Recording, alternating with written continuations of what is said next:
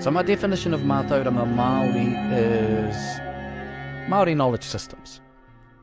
We need to make it very, very clear that mātauranga Māori is not a traditional term. Terms that were used as responses to colonisation, actually. So Māori is not a term that we called ourselves. It was something that was used to unite us as one people. We were our own tribes, our own hapu. And so the phrase or the term Māori, normal, was placed upon us. That's kind of a response to the desires of another people wanting to collectively pull us together. Mātauranga is not a traditional Māori word for knowledge. We generally use kōrero or Waananga. But what happened is, as a response to education, they used the word mātou to know. Mātauranga became education. And so you've got these mātauranga Māori, which are two words, which are responses to being colonised, put together to stand for a Māori knowledge systems and Māori ways of knowing and understanding. I like the term. I'm not saying it's a bad term because it's modern development. So I think began as responses, but now we've started to own it. We've started to own Māori, we've started to own mātauranga, and we're saying... If we come down now to where I understand whare Waananga became important, was when the canoes arrived in New Zealand, possibly around 1350, and the first, of course, was the whare Waananga that Hoturoa and Rakataura, the captain and the tohunga of the Tainui Waka, set up at Kāwhia, and they named Ahure. And it was there that those sacred knowledge is about knowledge that is that comes from the kōwhaiwhai, or the upper dimension, the celestial world. And these were taught in the whare Waananga. The learning of esoteric knowledge, or what we call te kōwhaiwhai, that knowledge that's traditionally displayed on the back wall of the Ranginui, was specifically reserved for those who had mana in their own way because of their whakapapa. I have this thesis that yes, there were times when people were brought into an enclosed space, and it may not necessarily have been a whare, to Waananga. And this space was special, and it was given a mana, and the people who worked there carried that mana. Yeah, so these spaces that you speak of, so were there certain places that were selected as the, as we can say, the perfect place to deliver these wānanga? Wānanga took place throughout. I don't believe that there was a special place to wānanga something. But in terms of the understanding of the depth of tapu and the ideas of mauri, the kuda involved in that, especially esoteric knowledges, then they would, in all probability, be associated with a place. Right? The whare Waananga was not just set aside. The whare Waananga could be a building just like this. And then it would be used at a certain time of the day or the night for, and I think when you've got these chiefs' sons and you got those learned young people, those good memorizing young people, they would have it for their time. Because, you see, the most important part in that kind of school was to do with the gods. Their whakapapa, from Io right down to the people themselves. Those were the two important things, the whakapapa of the gods, the whakapapa of the people. Then this building again could be set aside maybe tomorrow for things to do with agriculture, another class of school. But that class of school, agriculture, warfare and all that, was separate again. It wasn't as sort of sacred as this one, to do with the gods and to do with genealogy and the history of the people.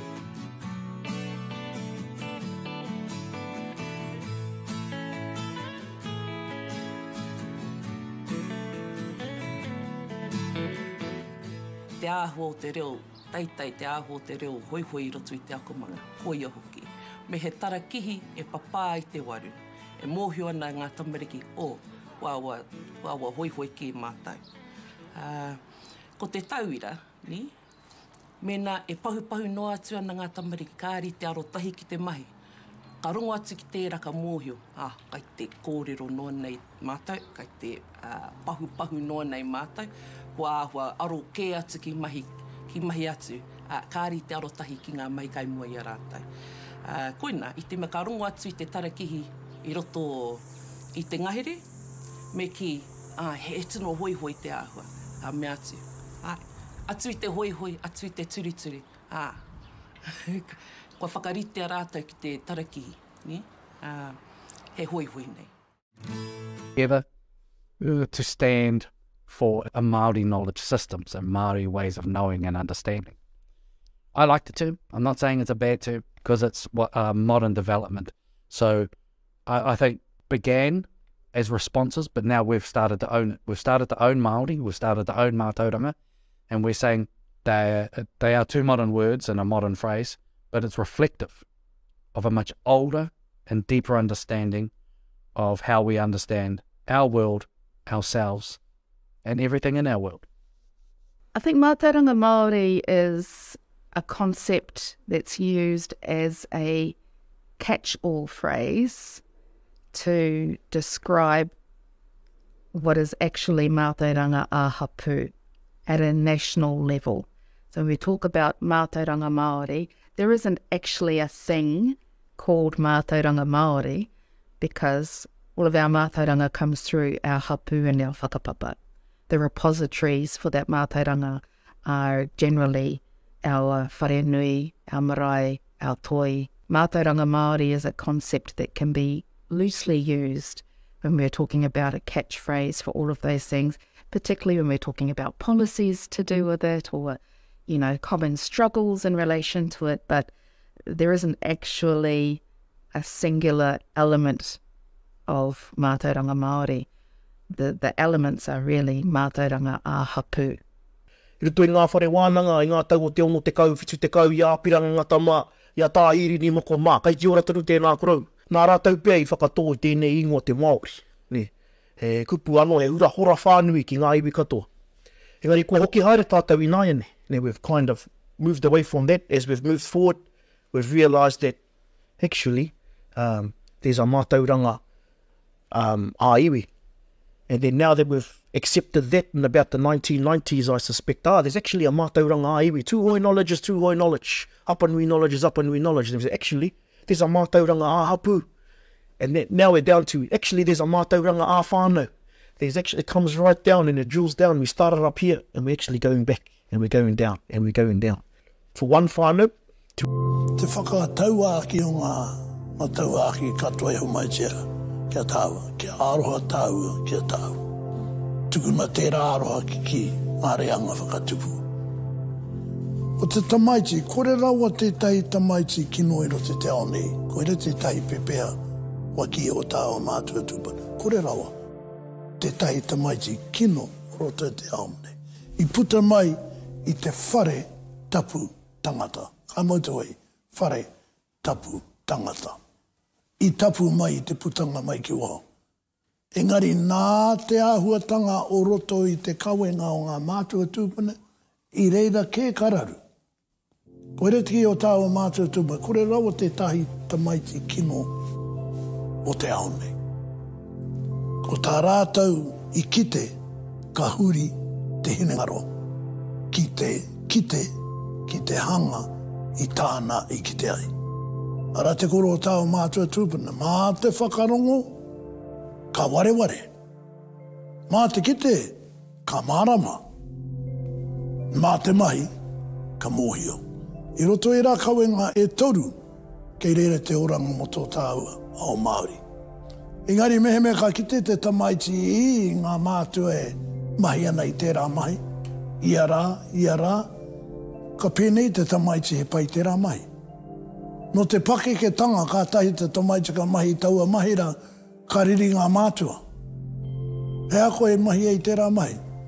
O tā te tamaiti, I kite i ngā mātua e mahi ana I tērā mahi I reira. Ka pēnei ia kei te tika. Nā reira ka hoki au. Ki tau āhuatanga. Kore rawa te tai te maiti. Kino o te ao nei. Ko ngā mātua ki. Ko ngā kai Jackie.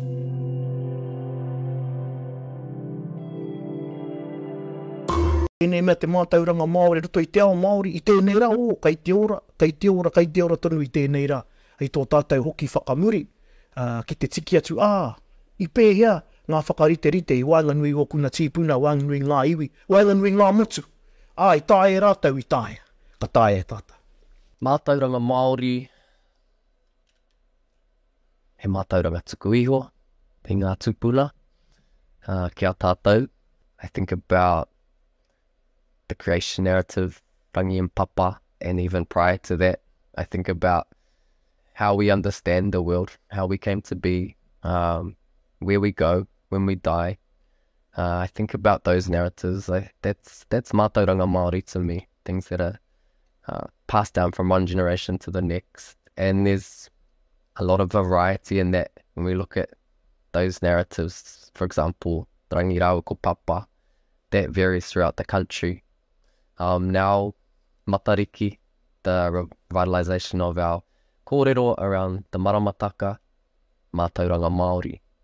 Our systems of knowledge, of understanding who we are, where we've come from, where we're going, and how we connect to each other and to everything else in the living world.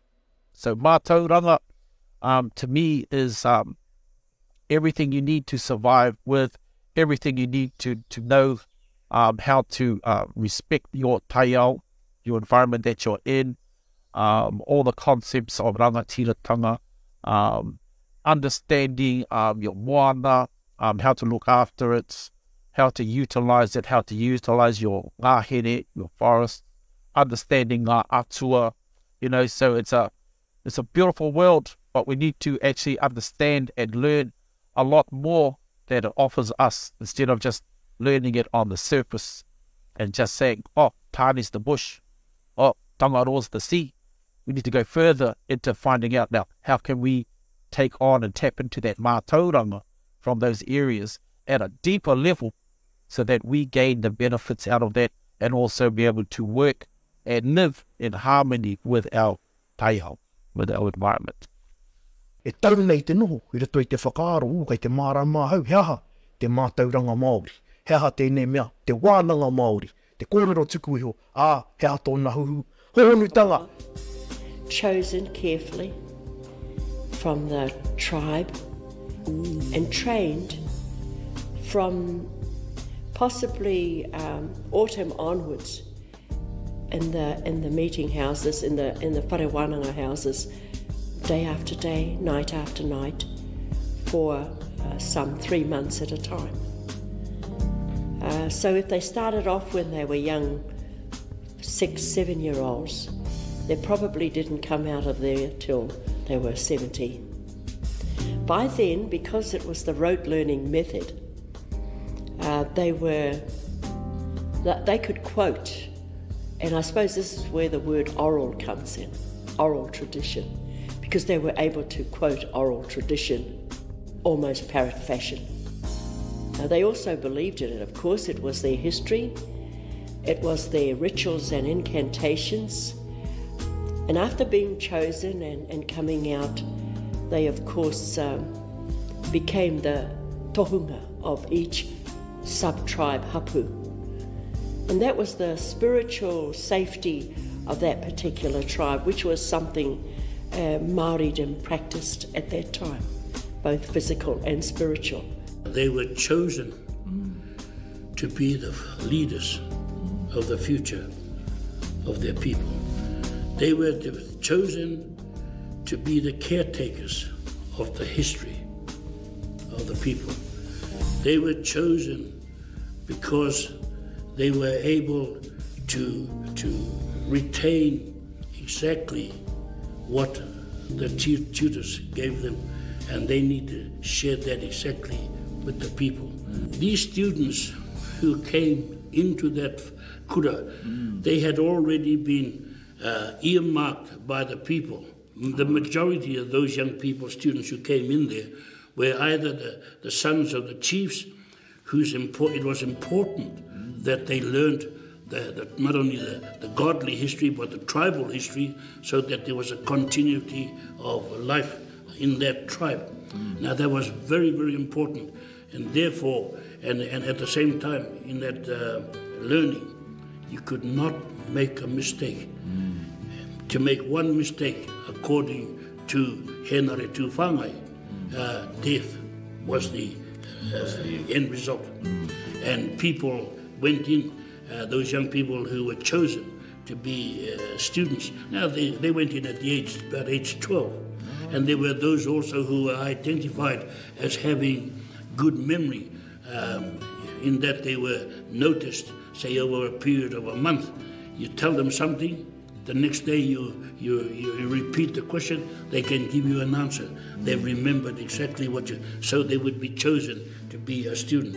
My understanding of the traditional Whare Waananga was that there were people who were identified that would carry out particular tasks, and that was, from my understanding, it's primarily based on potentially their lineage or their whakapapa, also their innate talents, their portrayal of particular skills and abilities, be it creative, be it other, and then they will identify particular roles, things like whai kōrero or speech, karanga, or doing the woman doing the calls, traditional calls, whakapapa, or ability to memorise and to be able to carry with a huge high level of accuracy the lineage in terms of genealogy of people through the whakapapa, through to performing arts in terms of haka, waiata, in terms of the mōtiatia, or the ability to hold on to the traditional events that had happened, or ancestral lines that we come from, and be able to put that in a waiata form, in a singing form, through to weaponry, or tūtaua, in terms of training our warriors for particular roles. And they were critical roles. It was life and death roles during those times. With regards to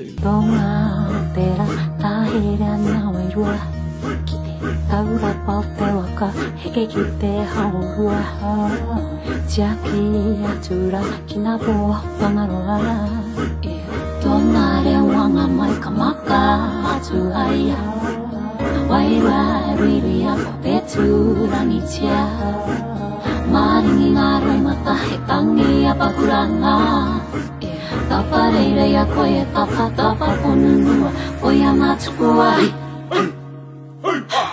Te waka